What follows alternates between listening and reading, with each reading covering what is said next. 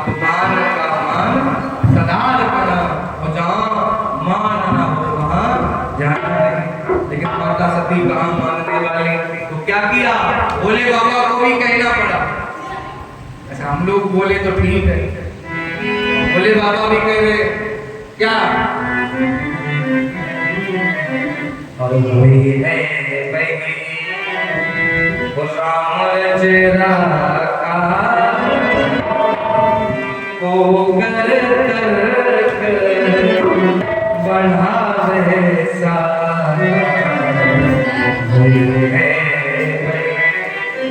अच्छा हम लोग तो दो तीन बार बोल देंगे वही वही राम रचना पूरा वही जो भगवान ने लिखा है।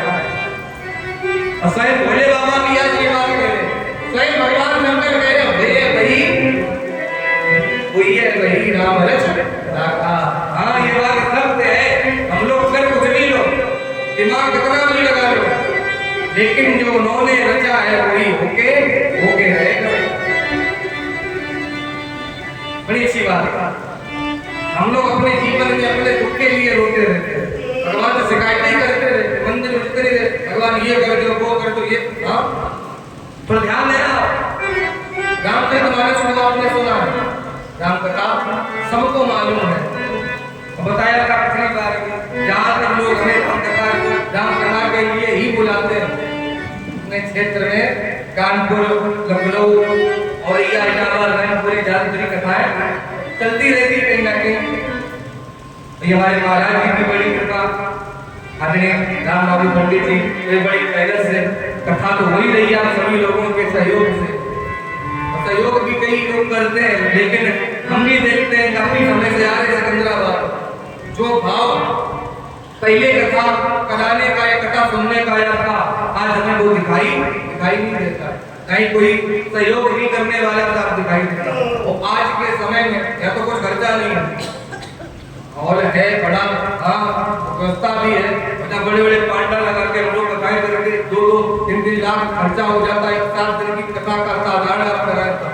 और अभी भी यहाँ 7 दिन की कथा में बिना के तो कुछ होता ही नहीं। सर्कस में हमने देखा उसे खेल होता है, रामलीला नाटक जो नहीं खेले जाते, इसमें जोकर को हमने देखा। आप लोग लीला देखने गए कभी रामलीला? नवरात्रि में होती है, नाटक लोग करते हैं, उसमें एक जोकर होता है। एक बार हमने जोकर को देखा, वो एक गाना गा रहा था, उसका वो गाना बहुत अच्छा लगा, बचपन में छोटे बच्चे का था, वो आज भी याद है। कौन सा गाना? संसार में बाजे ढोल और दुनिया मेरी तरह है गोल, कि पैसा बोलता है,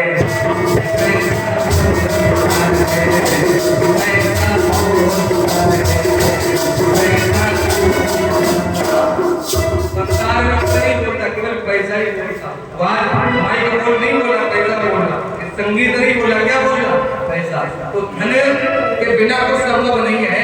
तो जो भी आपसे बने कथा होती रहे, तो आप अपना तन मन धन जो भी सहयोग दे सके निवेदन है जरूर दें, ताकि प्रतिवर्ष बड़े बड़े विद्वानों के द्वारा कथा आप लोग सुनते रहे। प्रेम से बोलो राधे राधे। ये बात उसी जगह पर आ जाए, होगा वही जो राम जी ने रचा है। अब ये बात बाबा कह रहे हैं, यही बात भरत जी ने, थोड़ा ध्यान से सुने, रामचरितमानस के प्रेमी है।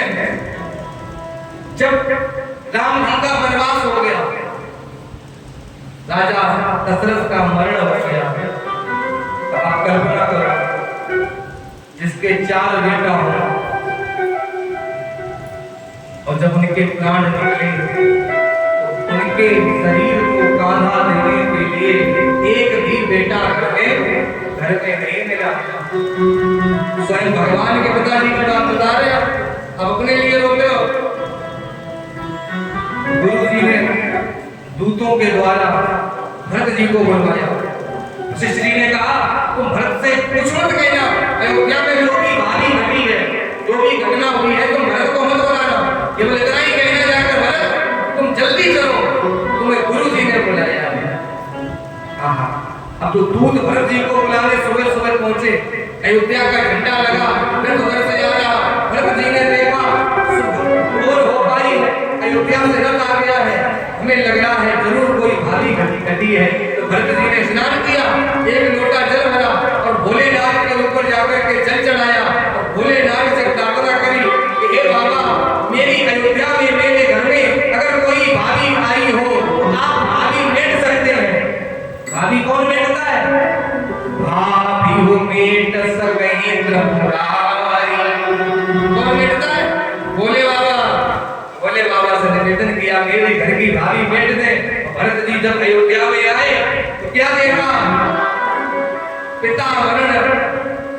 पिताजी का मरना, भाई का 14 वर्षों के लिए वन में जाना, सारी घटना जब देखी, सारा विधान पलट गया।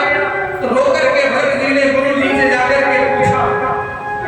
अब देखो, भरत जी ने ये नहीं पूछा कि पिताजी कैसे मरे, ये नहीं पूछा भैया मरने क्यों गए।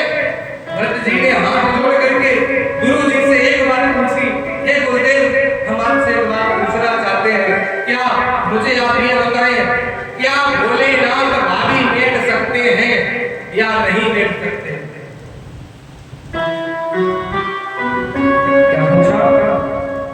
भोलेनाथ भाभी मेट सकते हैं या नहीं मेट सकते हैं? अब गुरु वशिष्ठ जी ने जब ये सुना तो वशिष्ठ जी ने पहले क्या उत्तर दिया? वशिष्ठ जी कहते हैं, सुनो भरत भाभी प्रबल बिलख कहो मुनिनाथ। वशिष्ठ जी ने ये बात हंस करके नहीं बोली, कैसे बोली? हाँ, सुनो भरत भाभी प्रबल बिलख कहो मुनिनाथ। बिलख रो करके कहा, बिलख करके गुरु वशिष्ठ रोए और क्या बोले? हानि लाभ जीवन मरण जस अभ्यस विधान। हानि लाभ जीवन मरण जस अभ्यस विधान। ये किनके हाथ में है? विधाता के हाथ में, भगवान के हाथ में है, हमारे हाथ में नहीं है। तो भरत जी ने गुरु जी से कहा, गुरु जी ये मेरे प्रश्न का उत्तर नहीं है, हमने आपसे पूछा क्या भोले बाबा भाभी मेट सकते हैं या नहीं मेट सकते हैं? वशिष्ठ जी रोने लगे और रो करके कहने लगे, भरत, जब भोले बाबा अपने घर की भाभी नहीं मेट पाए तो तुम्हारे घर की भाभी कहां से मेटते? हाँ, तो भोले बाबा के घर में भी भाभी घटी। हाँ घटी, कौन सी भाभी? तो अभी आप पता सुन रहे हो, जब भोले बाबा स्वयं कह रहे हैं, भैया वही राम रच राखा। इसका अर्थ क्या है?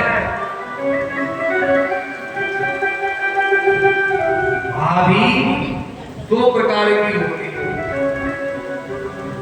भाभी कितने प्रकार की? दो प्रकार की। एक होती है प्रारब्ध जन्य भाभी, एक होती है ईश जन्य भाभी। ध्यान से समझे, ये बात तब आपके समझ में आएगी। प्रारब्ध जन्य भाभी किसे कहते हैं? प्रारब्ध जन्य भाभी वो होती है जिसे स्वयं नारायण अपने हाथों के द्वारा लिखते हैं, वो भी पेन से। और ईश जन्य भाभी किसे कहते हैं? ईश जन्य भाभी को हमारे भाग्य में ब्रह्मा जी द्वारा लिखी जाती है, वो भी पेंसिल से। ईश जन्य ब्रह्मा जी पेंसिल से लिखते हैं, प्रारब्ध जन्य स्वयं भगवान नारायण अपने हाथों से पेन से लिखते हैं। इसका अर्थ क्या है? जो ईश जन्य भाभी है उसमें परिवर्तन किया जा सकता है। पेंसिल से लिखा है ब्रह्मा जी के द्वारा जो हमारे भाग्य में भाभी आई है, उसको बनाया जा सकता है। कैसे? मंत्रों के द्वारा, जब अनुष्ठान के द्वारा, कथा भागवत के द्वारा उसको मिटाया जा सकता है। और जो प्रारब्ध जन्य भाभी है वो भगवान नारायण स्वयं लिखते हैं, उसको कोई मिटाने वाला नहीं होता है। ऐसे वो हाई कोर्ट का फैसला समझ लो, ये तो सुप्रीम कोर्ट है, इसको परिवर्तन कराया जा सकता है। और भगवान की जो द्वारा प्रदत्त राशि है वो राष्ट्रपति द्वारा, राष्ट्रपति अगर सिग्नेचर करते उसको मिटाया नहीं जाता है। ऐसे ही भगवान के द्वारा जो हमारे जीवन में हो रहा है वो कभी मेटा नहीं जा सकता है। इसीलिए एक ही भाव रखें और रोज भगवान से कहें। क्या सभी लोग बोल ले हमारे साथ ताली बजा के भाव से, जैसे रखे राम जी, जैसे रखे राम जी रहना चाहिए, जैसे रखे राम जी रहना चाहिए। सीताराम सीताराम कहना चाहिए।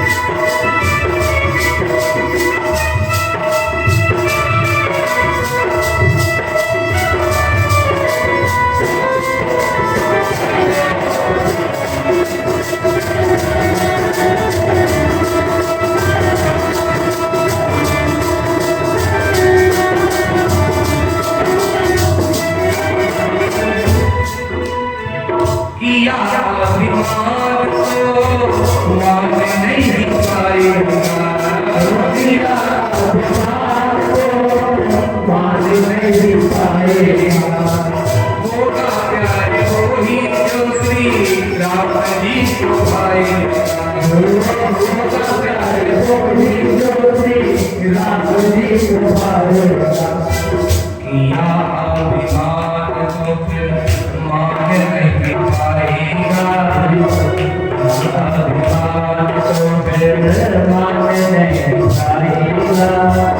होगा प्यारे वही जो श्री राम जी को पाएगा, होगा प्यारे वही जो श्री राम जी को पाएगा। में आशा त्याग शुभ करते रहे, आशा त्याग शुभ करना चाहिए। सीताराम सीताराम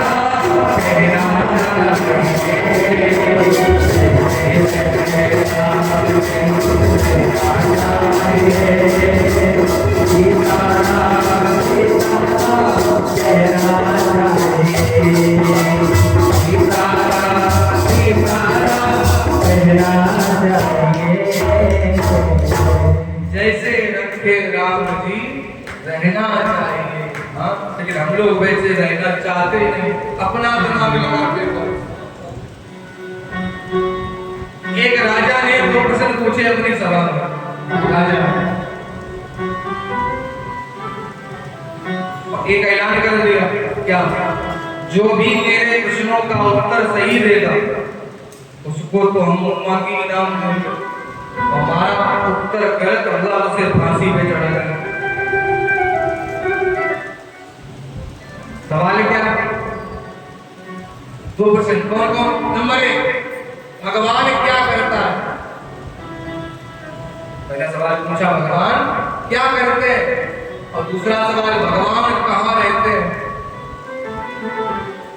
क्या करते हैं भगवान, कहाँ रहते हैं भगवान? उत्तर सही होगी ना, उत्तर गलत फांसी। हम नगर में 2-4 विद्वान लोग रहे भी, उत्तर देने को तैयार नहीं हुए, घर वालों ने पकड़ के घर में बैठा लिया। उत्तर गलत हो गए तो फांसी पे पहुंच चढ़े, घर में बैठो, कोई ना जाने। 1 महीना हो गया, कोई नहीं गया सभा में। तो उस नगर में एक महात्मा भिक्षा मांगने आ गया। तो लोगों ने महात्मा को बताया सारी बात प्रश्न राजा के। तो महात्मा जी बोले चलो उत्तर हम दे देंगे, इसमें कौन सी बड़ी बात है। तो नगर के लोग बोले महाराज आप ही जाओ, आप ही जाओ, मतलब उत्तर गलत भी हो जाएगा तो कोई परेशानी वाली बात नहीं।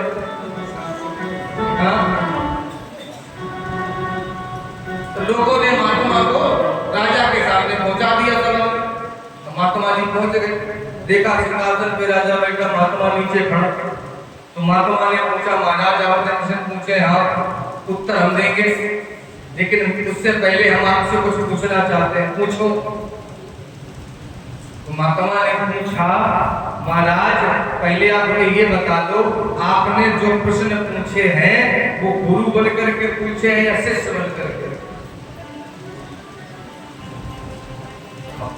राजा मन में सोचने लगा, जो हमें ज्ञान दे, जो उत्तर दे, वो तो गुरु होता है बताने वाला। तुरंत राजा कहने लगा, महाराज हम शिष्य बन करके पूछ रहे हैं, जो उत्तर देगा वो गुरु का गुरु है। तो महात्मा मुस्कुराते हुए कहने लगे, आप शिष्य बन के पूछ रहे, हाँ तो ये कौन से धर्म में लिखा है, कौन से वेद में लिखा है कि शिष्य ऊपर सिंहासन पे बैठा हो, गुरु नीचे जमीन पे खड़ा हो? ये कहाँ का न्याय है? राजा को बात तो ठीक लगी, सही बोल रहा है, कोई नहीं थोड़ी देर के लिए सिंहासन पे बैठा करते हैं। तो राजा खड़ा हुआ, हाथ जोड़ के बोला, आप यहाँ आ जाओ, मैं नीचे खड़ा हो जाता हूँ, तब आप उत्तर दे, उत्तर तो मिल जाए हमारे। तो राजा आपकी जमीन पे खड़े हो गए, वो महात्मा ऊपर सिंहासन पे बैठ गया, ऊपर बैठ करके पूछने लगा, अब पूछो आपने क्या पूछा? तो राजा कहने लगा, हमने पूछा है, पहला प्रश्न है भगवान क्या करता है? क्या करता है? महाराज मुस्कुराते हुए महात्मा कहने लगा, महाराज भगवान यही करते हैं, क्या हमारे जैसे भिखारी को एक क्षण में राजगद्दी पर बिठा देते हैं, तो तुम्हारे जैसे राजा को एक क्षण में भिखारी की जगह पर खड़ा कर देते हैं, यही करते हैं भगवान। राजा बड़ा प्रसन्न हुआ, बात तो ठीक है। दूसरा प्रश्न पूछो, दूसरा सवाल है भगवान कहाँ रहता है? तो महात्मा जी बोले, मुझे भूख लगा है, एक गिलास दूध मंगाओ। राजा ने चुटकी बजाई, तुरंत दूध आ गया। राजा महात्मा के हाथ में दूध का गिलास दिया, तो महात्मा ने दूध का गिलास पकड़ा, उसमें उंगली डाल के बार बार निकाले, दूध में उंगली डाले बार बार निकाले, देखे। तो राजा कहने लगा, कब पागल हो, उंगली काहे को डाले, क्या देख रहे हो इसमें? महात्मा कहने लगा, हमने सुना है दूध में घी होता है, तो हम इसमें उंगली डाल के देख रहे हैं किसमें घी है का। घी कहाँ है?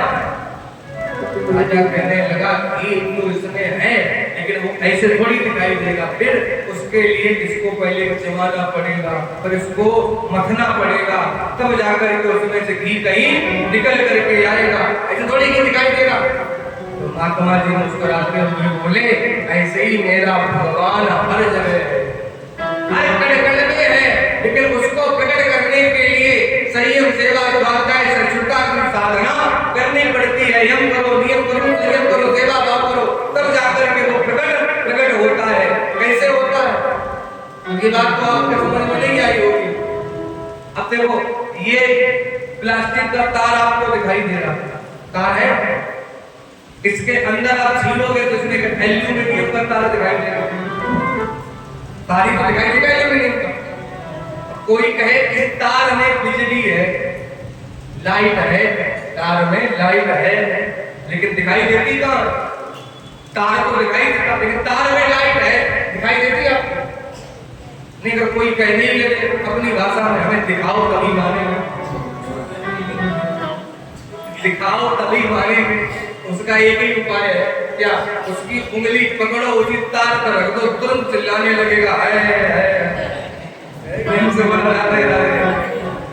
हाथ उठा के बोलो, थोड़ा जोर से बोलो, हाँ भगवान तो है, लेकिन उसे प्रकट करने के लिए आप भावना की बोतल में बंद करके हृदय के फ्रीजर में उसे जमा दें। भावना की बोतल में बंद करके हृदय के फ्रीजर में जब जमा देंगे तो कहीं वो आपके सामने प्रकट हो जाएगा। प्रेम से बोलो के हरि लाल की। बाबा ने देखा सती नहीं मानेंगी, तो बड़ों को साथ में दिया और माता सती को विदा करके आए। माता सती अपने पिताजी के यज्ञ में चलती चलती हुई जब पहुंची हैं तो देखो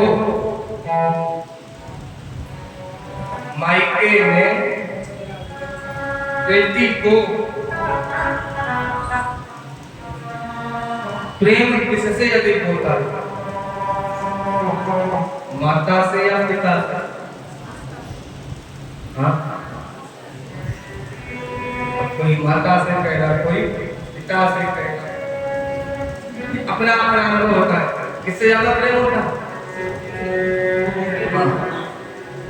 ये नेचुरली प्राकृतिक है क्या? माताओं का प्रेम पुत्र से ज्यादा होता है। माँ बेटे को ज्यादा चाहती है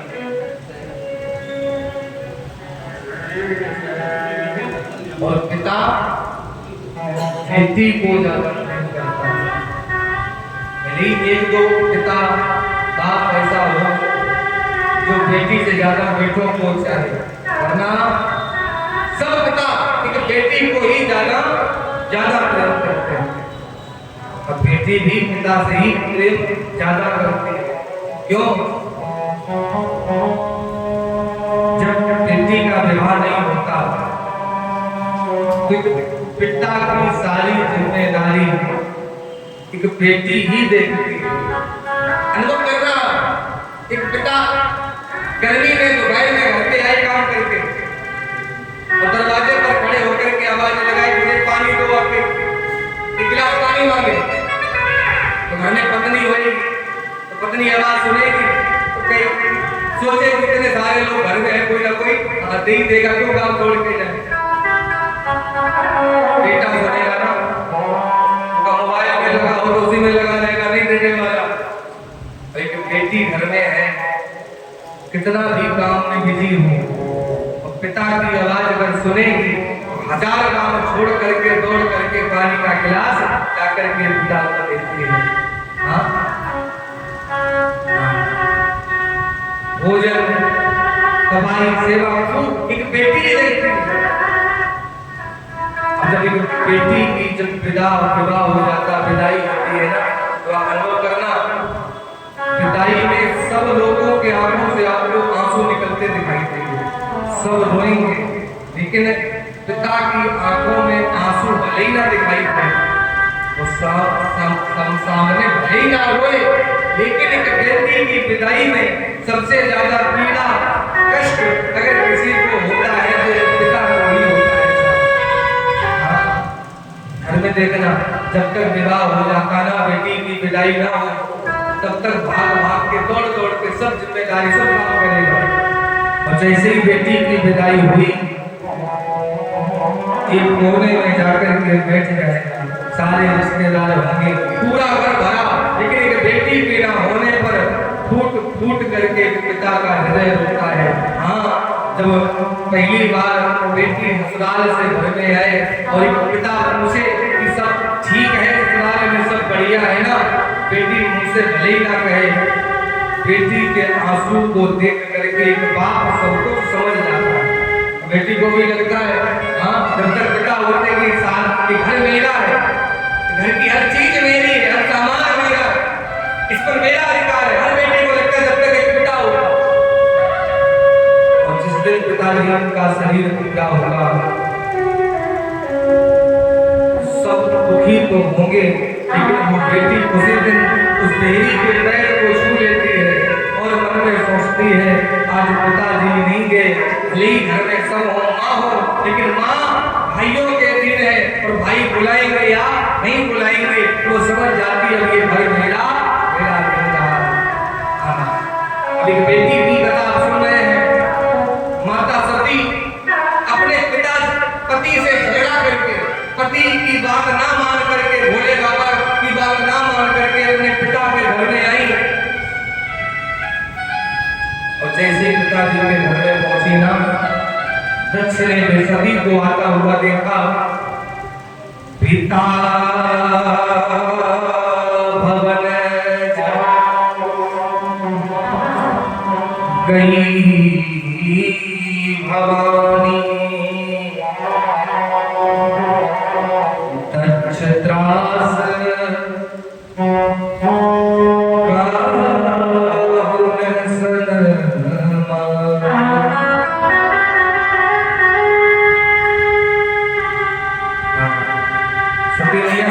किसके पास गई? अपने पिता जी के पास। देखो, पति से झगड़ा करके पिता के पास में पहुंचे, जब पिता ने दक्ष ने सती को आता हुआ देखा, तो ना कोई ये पूछा कैसी आई, कहां से आई, अपना मुख मोड़ लिया। दक्षिण कछु पूछी कुशलाता, भगनी मिली बहुत मुस्काता। दक्ष अपना सिर मोड़ लिए। आहा, एक बार नहीं पूछा, सती मैया दक्ष के सामने जब चक्कर लगाई तो सती का हाथ पकड़ के दक्ष ने धक्का लगा दिया। दुष्ट लड़की, तेरे पास कोई सूचना नहीं भेजी, कोई बुलावा नहीं भेजा, जल्दी बिना बुलाए आई है, चल मेरे घर से निकल जा। सती मैया जमीन में गिर पड़ती हैं। सती की जो अन्य 15 बहनें हैं ना, वो सती को देख देख करके हंस रही है। इसे शर्म नहीं आ रही, ये बिना बुलाए आई है। आई हंस रहे, आई भी तो कैसे आई, बोली बैठ के आई। जमीन में पड़ी आंखों से अश्रु निकल रहे हैं। आहा, तब तक माता प्रसूति निकली। माता प्रसूति ने जब सती को देखा, सागर भले ही मिली एक माता। भैया प्रसूति ने सती को देखा, दौड़ करके अपने हृदय से लगा लिया है। क्यों? माँ की ममता का कोई मोल नहीं लगा सकता है। क्यों? सागर से गहरी होती है माँ। माँ का हृदय कैसा होगा? सागर से गहरी है माँ, लेकिन खारी नहीं है। पवन से भी तेज है माँ, लेकिन चंचल नहीं है। परमात्मा की भी जननी है माँ, लेकिन अदृश्य नहीं है। और माँ तो माँ होती, माँ की कोई उपमा नहीं है। हाँ, माँ की ममता और पिता की क्षमता का कोई आकलन नहीं कर सकता। प्यारे, एक बार एक रास्ते में हमने बड़ा सुंदर दृश्य देखा। क्या देखा? एक रास्ते में देखा, एक प्रश्न भी है, आप लोग उत्तर दें। क्या देखा? 5 कुआं बने हुए। कुआं जानते हैं? 5 कुएं रास्ते में देखे हमने। एक कुआं बीच में, 4 कुएं उसके आसपास घिरे हुए। एक बीच में, 4 उसके आसपास बने हुए। एक बड़ा सुंदर दृश्य, जब बीच वाले कुएं में उबाल आता है तो वो आसपास के चारों कुओं को भर देता है। कई बार देखा, बीच वाले कुएं में उबाल आया, उसने चारों कुओं को भर दिया। तो जब उन चारों कुओं में उबाल आता है ना, पानी ऊपर आता है, वो 4 कुएं मिलकर के उस बीच वाले कुएं को भर नहीं पाते।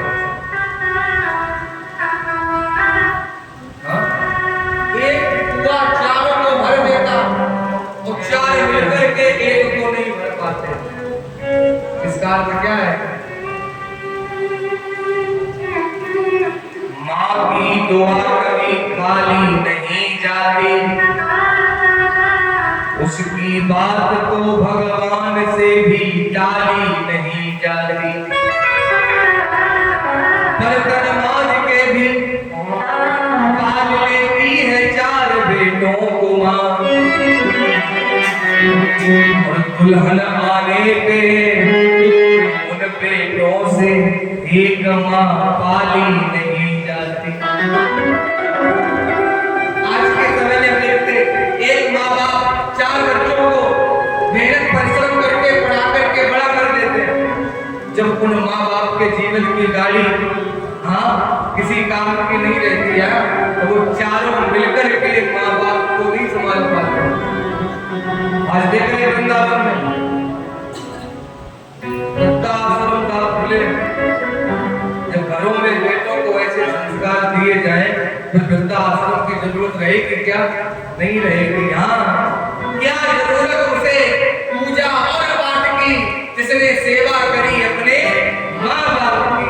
हाँ, मंदिर में जाओ, लाख तीर्थ करो, खूब भंडारा करो, और माँ बाप घर में दुखी है तो कोई भंडारा कोई अर्थ नहीं दान का, कोई अर्थ नहीं ऐसा।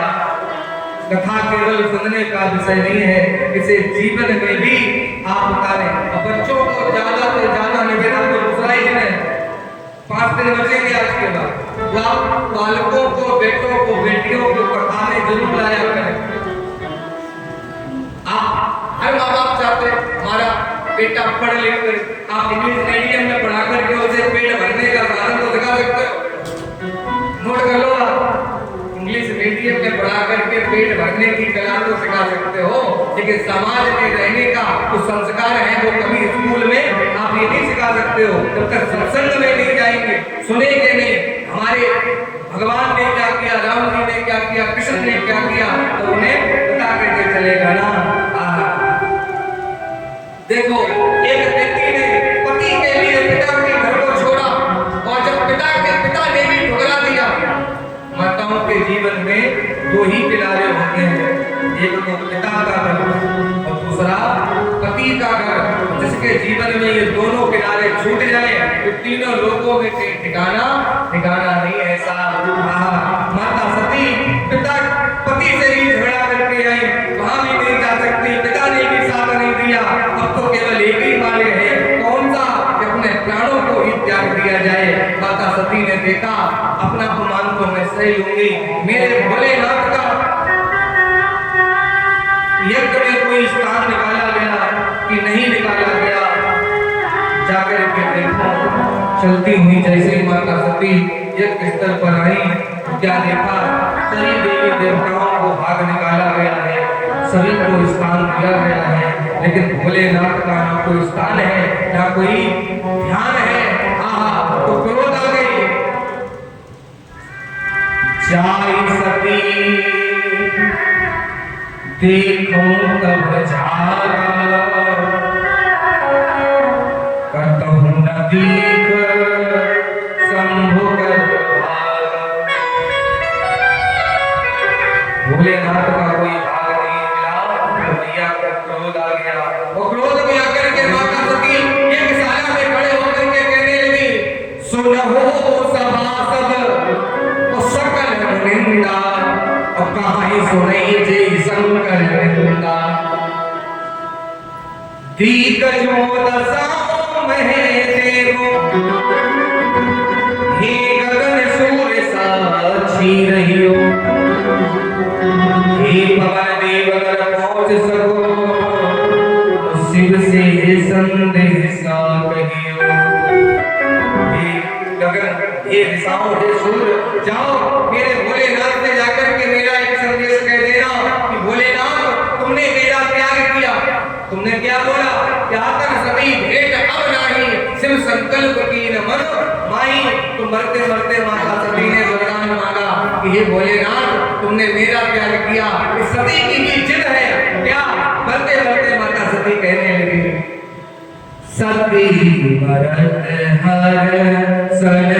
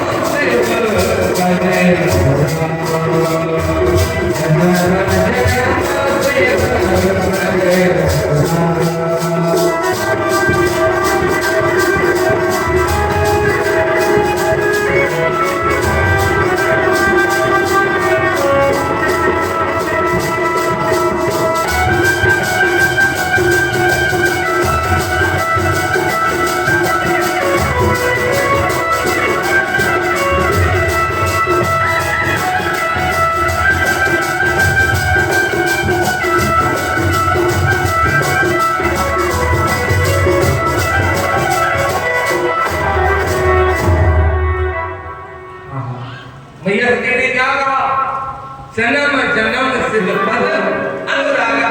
हे भोलेनाथ, मैं मरूंगी तो मरने के बाद कहीं भी मैं जन्म लूं, कहीं भी मेरा जन्म हो, लेकिन चरणों की दासी मैं तुम्हारी भी बनूंगी। इतना कह के मैया भी अपने शरीर को योग अग्नि में नष्ट कर देते हैं। भोलेनाथ को पता चला, वीरभद्र राम के पुरुष को भेज करके क्रोध में बाबा ने राजा दक्ष के यज्ञ को ध्वंस कराया। वीरभद्र ने सारा यज्ञ को ध्वंस कर दिया, राजा दक्ष का सिर काट करके यज्ञ कुंड में डाल दिया। आहा, जब देवताओं ने आकर के देखा इनका क्रोध ऐसे ही बना रहा, सारी पृथ्वी में हाहाकार मचा हुआ है, तो स्वयं भगवान के साथ सभी देवता आए और भोलेनाथ की स्तुति करी। तो भोलेनाथ ने राजा दक्ष के यज्ञ को आकर के पुनः पूरा किया था। जो राजा दक्ष का सिर कट गया था, पकड़िए का सिर मंगा करके सिर को जोड़ करके राजा दक्ष को जीवित किया था। शंकर भगवान की शबके जाई सती तन त्यागा, तब ते शिव मन भयो विभागा।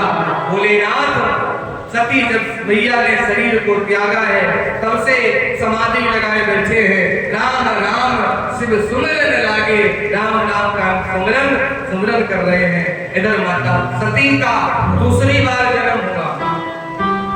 कहाँ जन्म हुआ? हिमाचल के घर में। इनकी मैया का नाम पड़ा मैना और पिता का नाम पड़ा हिमवान और इनका नाम पड़ा है पार्वती। पार्वती मैया की। पार्वती जगदम्बिका का अवतार हो चुका है। अब ये सूचना बाबा नारद को पहुंच चुकी है, वो दर्शन करने के लिए आ रहे हैं। आइए संतुक ताली बजा करके बाबा का एक बड़ा बढ़िया भजन बोल ले, फिर भोले बाबा का विवाह कराए जल्दी से। तो थोड़ा समय बचा है, विवाह कराइए थे। सावन के पवित्र मास में कथा सुन रहे हो, उनका विवाह भी सुन लो। सभी लोग एक बार भाव से बोलो। जिनकी जटाओं में गंगा की धार, जिनके गले में है मुंडों की मार, हर बड़े ही मेरा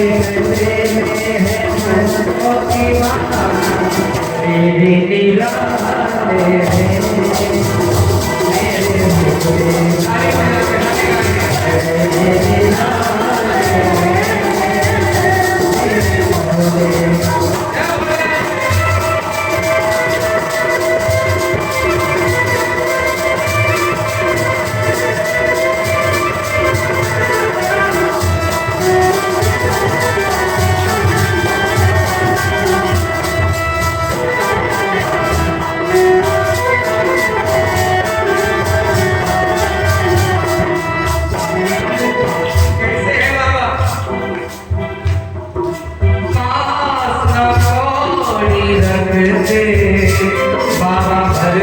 हैं सबके खजाने।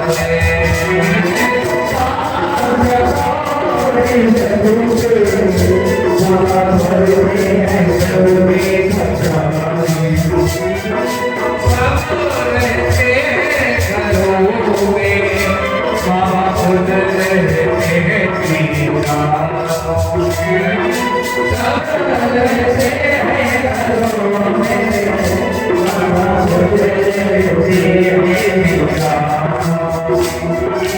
पीते हैं आप सदा, पीते हैं आप सदा,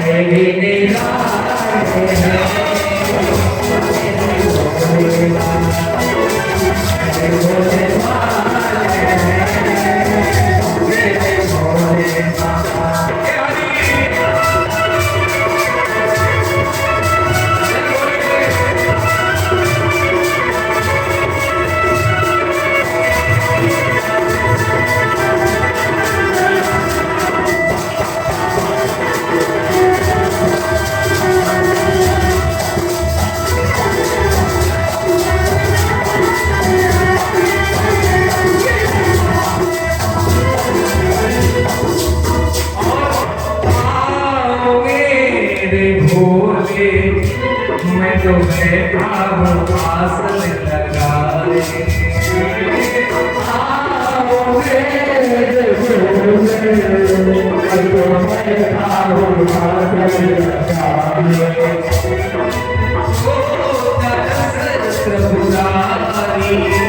मैं तो राहों में पलकें बिछाए मैं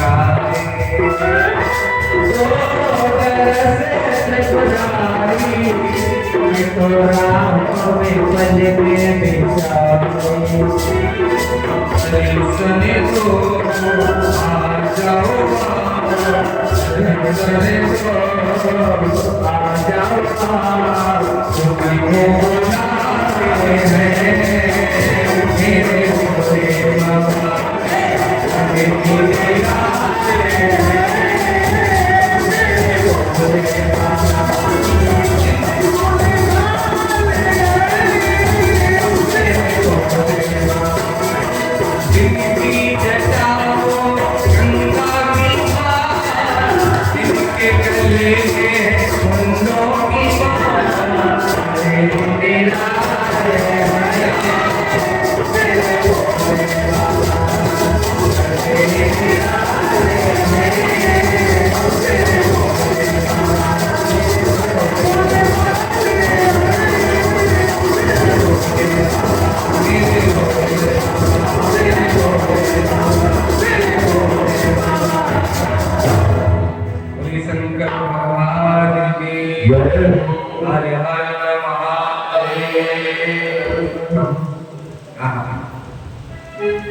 मैया पार्वती का अवतार हुआ।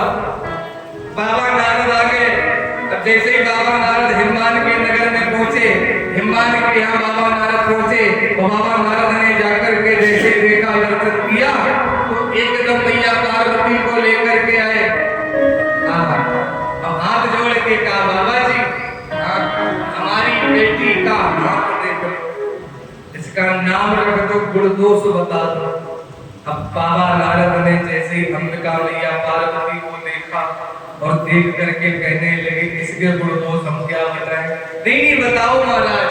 तो बाबा नारद ने बताया, क्या बताया? सुंदर सहज, कैसी होगी तुम्हारी बेटी? सुंदर सहज और सुशील सयानी, नाम अंबिका। सुंदर होगी, सहज होगी, सुशील और सयानी। नाम क्या? नाम उमा अंबिका भवानी। सब लक्षण संपन्न कुमारी और हुई यही संतत प्रिय प्यारी। इस संत महात्माओं की बड़ी प्रिय लगने वाली होगी। हाँ, 11 लक्षण गिनाए, 11 रुद्र हैं। आप स्वयं रुद्राणी हैं। ये कोई साधारण नहीं है, स्वयं जगदम्बिका अंबिका भवानी है। अच्छा, माताओं को एक बात की चिंता ज्यादा होती है। हम लोगों से भी भाई कोई पूछेंगे बेटी के बारे में, एक बार जरूर पूछेंगे। मैया मैना ने भी बाबा नारद से कहा, बाबा जी ये सब बातें तो ठीक है, लेकिन एक बात बताओ, क्या हमारी बिटिया को दूल्हा कैसे मिले? दूल्हा, दूल्हा की चिंता माताओं को ही ज्यादा होगी। माताएं चिंता ना करें तो समय से शायद आप लोग बेटी का विवाह कर पाए। दूल्हा कैसे मिले? अब बाबा नारद कहने लगे, भैया हाँ, तुम्हारी बेटी को ऐसा दूल्हा मिले हो, ऐसा दूल्हा मिले हो, कैसा कि आज तक दुनिया में किसी को मिला ही नहीं होगा। पूरे वर्ल्ड में सिंगल पीस है, किसी को ऐसा नहीं मिला होगा। अच्छा बाबा, हाँ अच्छा, उसके कोई गुण दोष तो होंगे, कुछ लक्षण तो होंगे, कैसा दूल्हा मिलेगा? अब बाबा नारद ने जैसे हाथ देखा मैया पार्वती का, वो हाथ देख करके बाबा नारद ने बताया कैसा दूल्हा मिलेगा। सुनो आप लोग भी, क्या बताया? जोगी जटिल अकाल मन, नगर अमंगल देश। कैसा मिलेगा? जोगी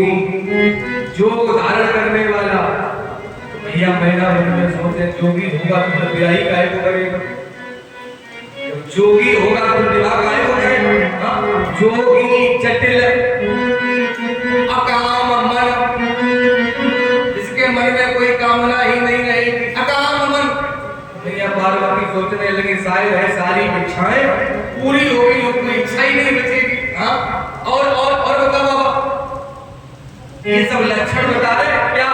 जोगी जटिल अकाम मन, और पैसे वाला तो इतना होगा, इतना नगर अमंगल भेष, इतना पैसे वाला एक भी कपड़ा नहीं पहने, निर्वस्त्र नंगा घूमने वाला। हाँ? अमंगल भेष, जैसे मैया नैना ने सुना नगर अमंगल भेष, भैया घबराई। और बाबा नारद ने एक बात और कह दी, क्या? अस स्वामी यही काम मिले हस्त असरे। ये बात हम नहीं बता रहे, ये तुम्हारी बेटी के हाथों की रेखा बता रही है, बड़ी हस्त असरे। मैया मैना रोने लगी और रोती हुई मैया मैना कहने लगी, बाबा हमारी बेटी को ऐसा दूल्हा मिलेगा नंगा रहने वाला अमंगल भेष, हाँ मैं तो मर जाऊंगी, कभी बेटी का विवाह नहीं करूंगी, इसका कोई उपाय तो होगा। तो बाबा नारद कहने लगे, इसका एक ही उपाय है, क्या? जो तप कर है तुम्हारी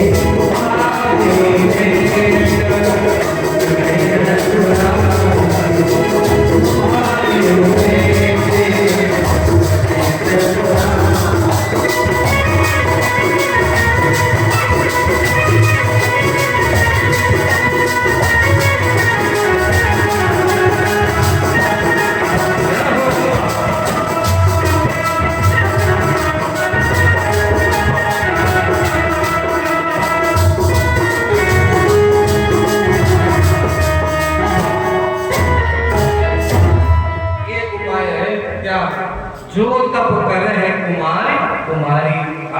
अगर तुम्हारी बेटी समस्या करे, जितने लक्षण हमने बताए हैं ये सारे गुण कितने मिलेंगे? भोले बाबा में मिलेंगे। आदि नेट सकई तब उड़ारी। हाँ तो भोले बाबा भोलेनाथ तुम्हारे दामाद बन सकते हैं। तो 7 वर्ष की उम्र में मैया पार्वती जी ने घर छोड़ दिया और घर छोड़ करके तपस्या करने लगी। 100 वर्ष तक कितनी तपस्या करी मैया पार्वती ने? 100 वर्ष तक साग खा करके, साग कुछ दिन जल पी करके और वायु का भोजन किया। और मैया सूखे पत्ते चबा करके तपस्या करती हैं। पेड़ के पत्ते सूख जाते हैं, जो गिर जाते हैं उनको खा लेती हैं, तपस्या करती हैं। जब इन्होंने सूखे पत्ते खाए तो मैया पार्वती का एक और नाम पड़ा। कौन सा? अपर्णा। क्या नाम पड़ा? अपर्णा। प्रेम से बोलो अपर्णा मैया की। 1000 वर्ष तक कंदमूल फल खाए।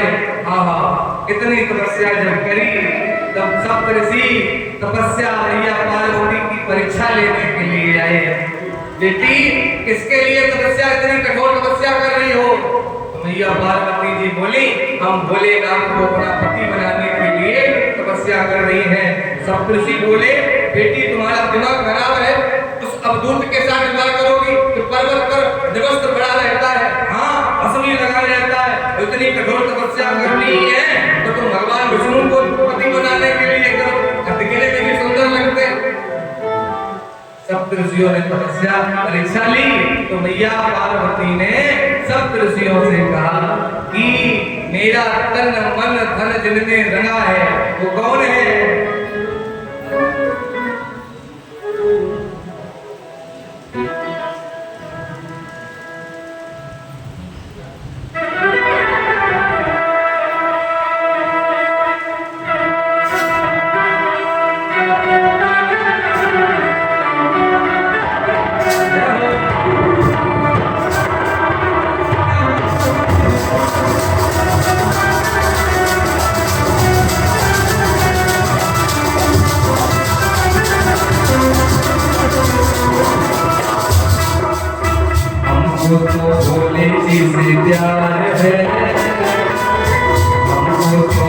जिसे प्यार है दर्शन बेकरार है बोले जिसे प्यार है दर्शन बेकरार है बोले जिसे प्यार है ये बेकरार है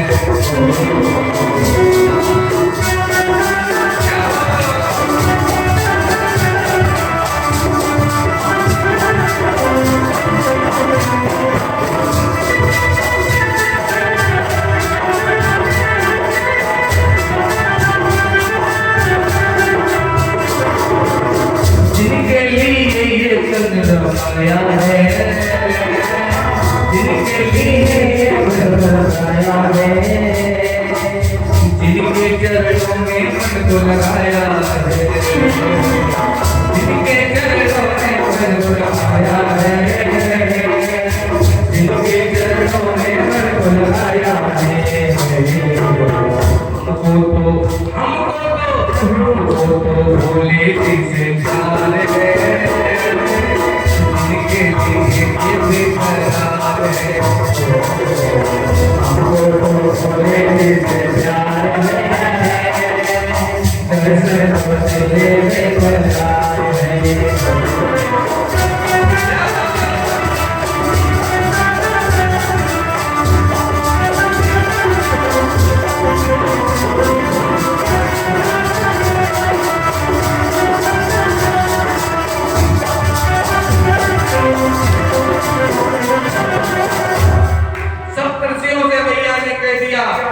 प्रसन्न होकर चले गए। अब देखो कह दिया बेटी तुम घर जाओ तुम्हारी तपस्या पूरी हो चुकी है।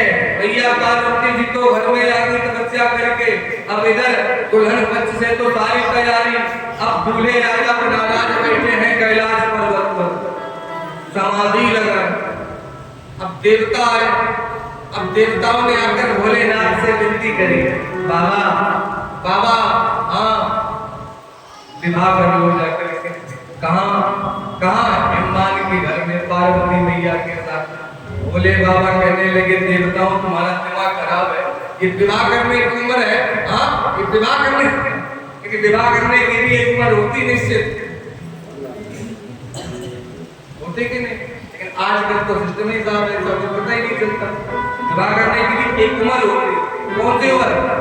ब्याह को चाह उठे मन में 15 20 25 लोकीजे 30 भय मन खीस भय 40 50 नाम नाली काम को वेग उठे मन में कर ज्ञान हृदय मन वाही मीजे और जो को 60 पे मन ललचावे उतार पे जूती कपाल पे दीजे।